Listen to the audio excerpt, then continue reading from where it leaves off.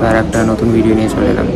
আজকে হচ্ছে day 4, day মানে সাইকেল নাম্বার 4, ডে 1। এই যে কেমো চলছে, আর এই যে চ্যালেঞ্জ করা হয়ে গেছে। মানে এটা হচ্ছে 4th সাইকেলের ফার্স্ট ডে, কেমো স্টার্ট। ডাক্তারখানে চলে এসেছি, কেমোটা শেষ হোক, তারপরে ম্যাম রিপোর্ট বলে, মানে ব্লাড রিপোর্ট বলে তারপরে বলবে ব্লাড দিতে লাগবে কি না। আমার তো এখন বসে আছি, ভালো লাগছে না, কারণ এটা গেলে প্রচণ্ড অসুবিধা হয়। গা গোলায় খেতে পারিনি, এমনিতেও খেতে পারিনি। দুপুরবেলা অল্পই ভাত খেয়েছি, এখান থেকে হসপিটাল থেকে দিয়েছিল। এটা শেষ হয়ে এসছে, এক্ষুনি সিস্টার আসবে, দেখুক কী রিপোর্ট বলে। আর আপাতত মা এখানে ভিডিও করছি বলে পর্দা টেনে বসে আছে। ও মা, এবার দেখা দাও। ও মা,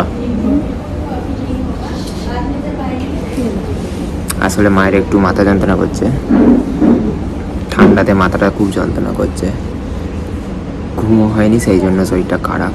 দেখা যাক কী হয়, তারপরে তোমাদের আপডেট দেবো, সঙ্গে দেখুন।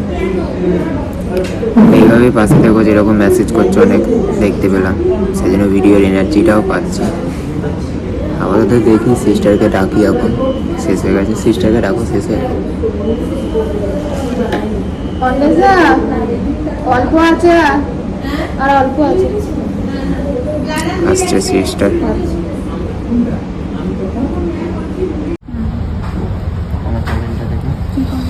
আমার চ্যানেলটা দেখো, ইউটিউব চ্যানেল। ও আচ্ছা আচ্ছা, হ্যাঁ একদিন বলেছি, ঠিক আছে, পরে আমি ভুলে গেছি।